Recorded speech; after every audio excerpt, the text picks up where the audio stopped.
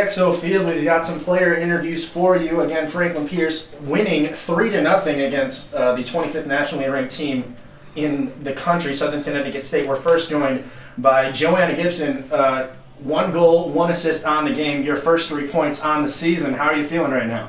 I'm so happy, but to be honest, it was more of a team effort. But every single time I've gone up for a corner, coach has always been like, Joe, you have to score this. Before I ran up, every single player on the team, Jocelyn, was all shouting my name. I'm like, I know, I'm going to head it, I'm tall, like, I get it.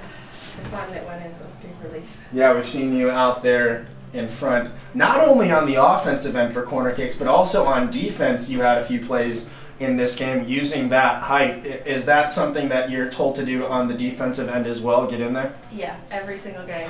Because we have quite a short team generally, apart from Gabby was off today, so I'm the only one who's got a bit of height on the team apart from Jocelyn, so it was kind of on me to get the balls out. But I mean, everyone played amazing today. It was a complete team effort. Alright, well, let's talk about the assist first and then the goal. You found the ball just past the 18 and then Talita right in front of the net. You found her almost uncovered.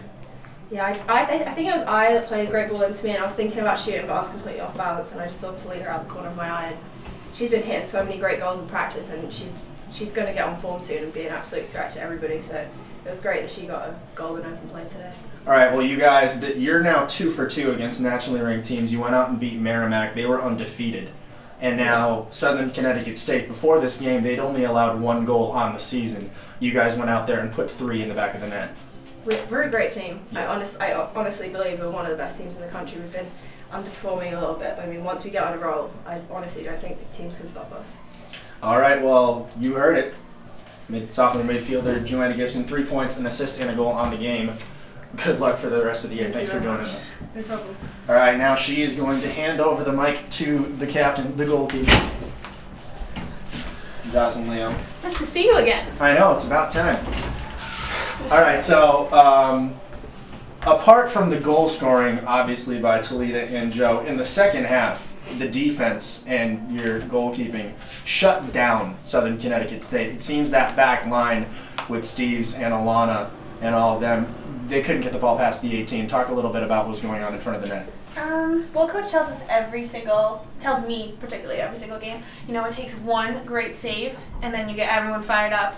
And I think it happened in the first half. I mean, it seemed like it was an amazing save, but in reality, she hit it right at me. I think that really got people fired up. As field players, like, I kind of make it seem like it's more dramatic than it really is. It's kind of my job. But that really got people fired up. And then going in, first of all, with 2 goals in the second half, it was like, okay, so this team is beatable. Like, they let in 1 goal. We've already doubled that in 45 minutes. So then we come in the second half, and you know, after every ball that's cleared, after every ball that's in my hands, after every ball that goes out and it's a goal kick, I mean, we get more fired up every single time. So. Yeah, it seemed like that was the theme. Your defense able to clear the balls out a lot better than theirs. They had a lot of chances where they had the ball in front of their net, and they just couldn't clear the ball out. Not the case with your defense. Talk about the saves. You had 5 today for the shutout, and a lot of those were actually, again, you talked about the first save, which was in essence right at you, but a few of those were very makeable goals that you just swatted out, especially the very last one where you found yourself out. You made the first save, and then you found yourself on the ground. The defense then came out and helped you out a lot. Mm-hmm. That goal, Julie tried to head it back to me. She couldn't quite get it, so it came off her foot to me, and it just wasn't enough. So I knew I have to come out. I can't use my hands. I've got to put my body behind it. So then I put my body behind it, and it hit me, but obviously, again, I can't pick the ball up. So then I turn around and I see the ball there, and I'm like, I don't even know what to do. I can't grab it with my hands. Like, usually that's, you know, my go-to. So I just poked it out with my toe, and then it was just like, whew, I can breathe again. I was like, thank God, we had to defend a corner and just get back into it. All right, well, now you guys have evened up your overall record. You're 6-6-1.